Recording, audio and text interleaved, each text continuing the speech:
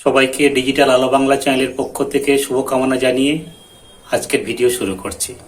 গতকাল রাত 12টার পর থেকেই আমাদের রাজ্যে শুরু হয়েছে এসআইআর বা ভোটার তালিকা সংশোধনের কাজের প্রক্রিয়া। আর সেই জন্য পশ্চিমবঙ্গের সমস্ত ভোটার তালিকা ফ্রিজ করে দেওয়া হয়েছে, যার ফলে এখন আর আমি বা আপনি ভোটার তালিকায় কোনো নতুন সংশোধন বা নাম পরিবর্তন বা অন্য যে কোনো কাজ আর করতে পারবো না। আমাদের কিন্তু অপেক্ষা করতে হবে যতক্ষণ না এসআইআর এর কাজ শেষ হবে আর নতুন ভোটার তালিকা আবার আমাদের সামনে আসবে। নির্বাচন কমিশন জানিয়েছে আমাদের ভোটার তালিকার কাজ শুরু হবে 4 নভেম্বর থেকে, আর এই কাজ চলবে 4 ডিসেম্বর পর্যন্ত। আর 1 নভেম্বর থেকে 3 নভেম্বর পর্যন্ত এনুমেরেশন ফর্ম ছাপার কাজ হবে। আর এই এনুমেরেশন ফর্ম নিয়ে সব বিএলওরা আমাদের প্রত্যেকের বাড়িতে বাড়িতে যাবেন, সেটা 4 নভেম্বর থেকে 4 ডিসেম্বর পর্যন্ত। আর এই খসড়া ভোটার তালিকা প্রস্তুত হবে 9 ডিসেম্বর। আর 9 ডিসেম্বরের পরে খসড়া ভোটার তালিকা নিয়ে কারোর কোনো অভিযোগ থাকলে আপনি অভিযোগ দায়ের করতে পারবেন। আর অভিযোগ জানানোর তারিখ হচ্ছে 9 ডিসেম্বর থেকে 8 জানুয়ারি পর্যন্ত। আর যারা কিন্তু অভিযোগ জানাবেন তাদের কাজ চলবে 9 ডিসেম্বর থেকে 31 জানুয়ারি পর্যন্ত। আর চূড়ান্ত ভোটার তালিকা প্রকাশ হবে 7 ফেব্রুয়ারিতে। বিএলওরা সর্বোচ্চ আপনাদের বাড়িতে বাড়িতে 3 দিন যাবেন। 3 দিনের মধ্যে একদিন কিন্তু আপনাকে হাজিরা থাকতেই হবে আপনার প্রয়োজনীয় কাগজপত্র নিয়ে। আর এই প্রয়োজনীয় কাগজপত্র দেখে বিএলওরা কিন্তু আপনার নাম ভোটার তালিকায় বা সংশোধনী ভোটার তালিকায় তুলবেন। যে সমস্ত মানুষরা রাজ্যের বাইরে আছেন বা আমাদের দেশের বাইরে আছেন তারা কিন্তু অনলাইনে এই ভোটার তালিকা সংশোধনের নথি জমা করতে পারবেন।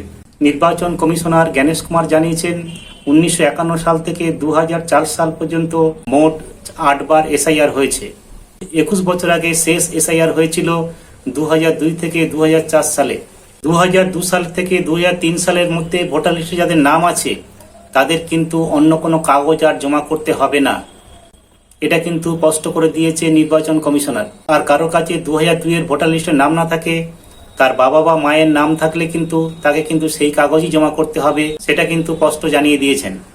এই মুহূর্তে 12টি রাজ্যে কিন্তু মোট এসআইআর এর কাজ চলবে। তামিলনাড়ু, উত্তরপ্রদেশ, রাজস্থান, ছত্তিশগড়, গোয়া, গুজরাট, কেরল, লক্ষদ্বীপ, মধ্যপ্রদেশ, পশ্চিমবঙ্গ, পুদুচেরি ও আন্দামান নিকোবর দ্বীপপুঞ্জ।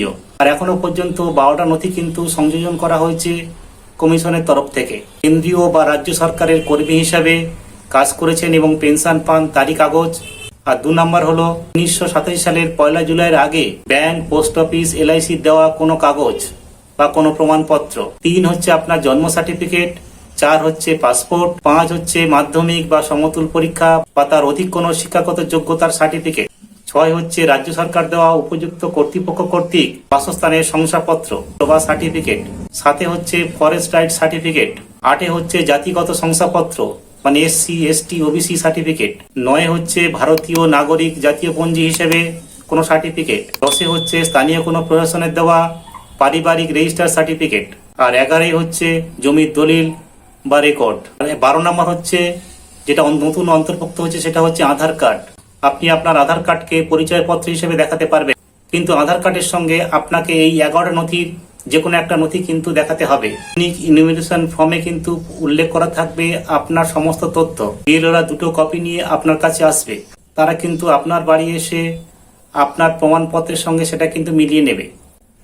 যদি আপনার 2002 সালে নাম থাকে কিংবা আপনার বাবা বা মায়ের যদি 2002 সালের ভোটার লিস্টে নাম থাকে তাহলে কিন্তু ওই 2002 সালের ফটোকপি বা জেরক্স কপি দিলেই হবে। এবার আমরা জানবো এসআইআর এর কাজ কবে থেকে শুরু হবে। আজ 28 নভেম্বর, আজ থেকেই শুরু হয়েছে এসআইআর এর কাজ। আর এই 28 অক্টোবর থেকে 3 নভেম্বর পর্যন্ত চলবে কমিশনের কর্মীদের প্রশিক্ষণ। আর 4 নভেম্বর থেকে 4 ডিসেম্বর পর্যন্ত বিএলওরা আপনাদের বাড়ি বাড়ি যাবেন। আর 9 ডিসেম্বর প্রকাশ হবে ভোটারের খসড়া তালিকা। 9 ডিসেম্বর থেকে 2026 8 জানুয়ারি পর্যন্ত যাদের নাম বাদ যাবে তারা কিন্তু আবেদন করতে পারবে। আর এই 9 ডিসেম্বর থেকে 31 জানুয়ারি 2026 পর্যন্ত বা আপনার জমা করা ফর্ম বা অভিযোগগুলো খতিয়ে দেখা হবে। তারপর 7 ফেব্রুয়ারি হবে চূড়ান্ত ভোটার তালিকা প্রকাশ। আর যে ভোটার তালিকায় নাম উঠলে আপনি কিন্তু বিধানসভার ভোট দিতে পারবেন।